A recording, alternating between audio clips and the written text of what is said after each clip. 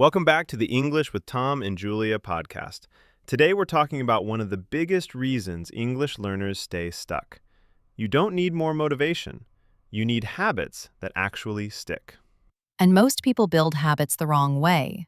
They try to be perfect, study for 1 hour a day, and then feel guilty when they fail on day 3. Today, we're fixing that. Here's the truth nobody tells you. English habits don't fail because you're lazy. They fail because they're too big. Exactly. If your habit requires high energy, like studying grammar for an hour, your brain will resist it on bad days. But real habits survive bad days, boring days, busy days. So if your habit only works when life is perfect, it's not a habit, it's a fantasy.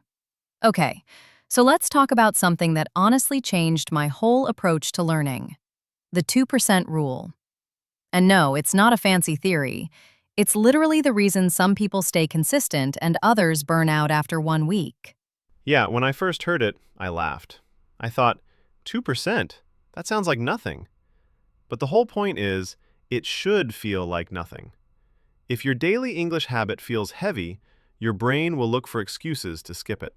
Exactly. Think about it. Most learners create a huge plan like, I will study English 1 hour every night. I will learn 20 new words every day. I will finish 1 whole chapter. And that's great for day 1. Maybe day 2. But by day 3, life happens. You're tired, busy, stressed, distracted, and suddenly that big plan collapses. Because the habit wasn't built for real life. It was built for your ideal life. The 2% rule fixes that. The rule says, make your daily English habits so small it only uses 2% of your effort, energy, or time. Something you can do even on your worst, busiest, most chaotic days. Let's give examples. Not listen to a whole podcast episode, but listen to 1 minute. Not learn 20 words, but learn 1 new word you actually like. Not read a full article, but read 1 paragraph. And here's the psychology behind it.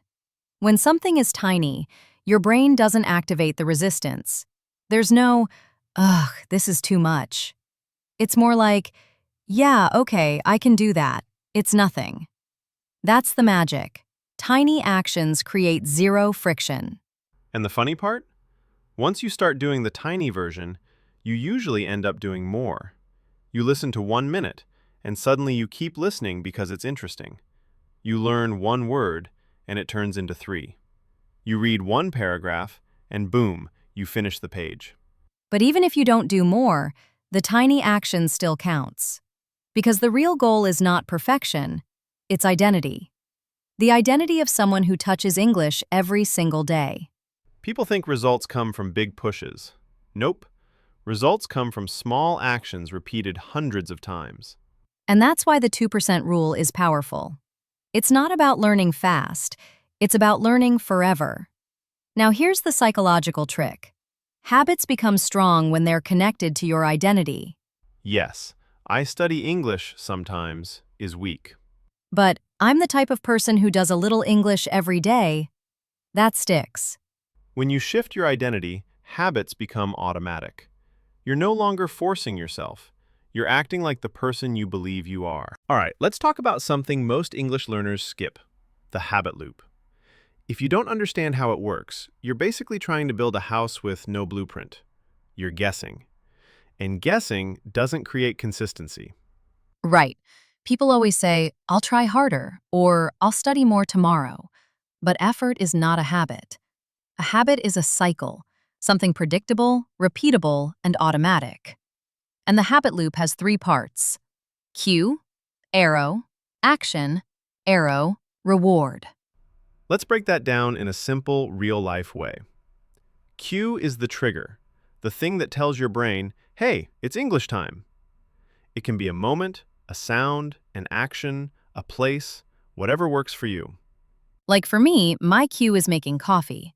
The moment I hear the coffee machine, boom. My brain knows, podcast time. I don't even make the decision anymore. It just happens automatically. And that's the magic. You remove willpower from the process. You don't wake up asking, Should I learn English today? No, the system decides for you. Then comes the action, the tiny thing you do. Not a big lesson, not something stressful. Just your 2% English moment. Maybe listening for 1 minute. Maybe repeating one phrase. Maybe reading one short paragraph. And finally, the part most learners forget, the reward. Your brain needs a reason to repeat the habit. Not a big reward, just something that feels good. For example, checking a box on a habit tracker. Saying, "Nice, I did it." Allowing yourself a small treat. Or simply feeling proud that you kept your streak. That little dopamine hit, that's what makes the habit stick. Let's put it all together with a simple example. Cue. After brushing your teeth. Action. Listen to 1 minute of English. Reward. Mark your streak on your phone and smile like a champion. Boom, that's a habit loop.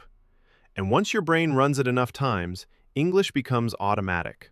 Like breathing, like checking your phone, like scrolling TikTok without thinking.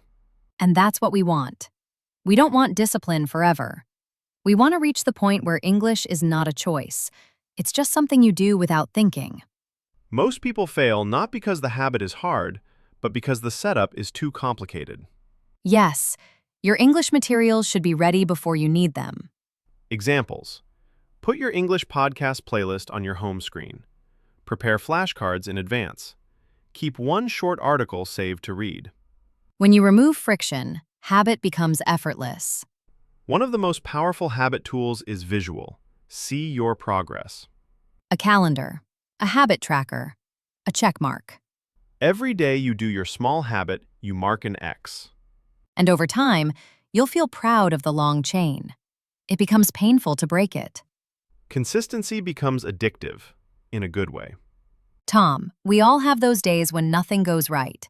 You wake up tired, distracted, unmotivated, and the last thing you feel like doing is English. Absolutely. And here's the truth. Your habits have to survive the bad days, not just the perfect ones. If your routine collapses the moment life gets messy, it's not a habit. It's a plan that depends on luck. So here's what I do on bad days. I follow the minimum version rule. I ask myself, what is the smallest possible English action I can do today? Sometimes it's just listening to one sentence. Sometimes it's repeating one word. And the key is, even that tiny action counts, because it keeps your identity alive. I am someone who touches English every day. It's not about progress today, it's about consistency over time. And surprisingly, once you do that tiny thing, momentum often follows. One sentence becomes one paragraph. 1 minute becomes 10. But even if it doesn't, you've preserved the habit, and your streak is safe. Exactly. Bad days don't break you. They only do if you give up completely. So, whatever happens, do something. Tiny is better than zero. So, here's our challenge for you. For the next 7 days, commit to your tiny English habit every single day, even on your worst days. No exceptions. Remember, consistency beats intensity. Small actions repeated every day create real change. And if you found this episode helpful, don't forget to give us a like, hit subscribe, and share it with a friend who's learning English too. It really helps us keep making these podcasts. Keep going. Your future self will thank you. And remember, bad days don't stop the habit. They only make it stronger if you don't quit. Thanks for listening, everyone.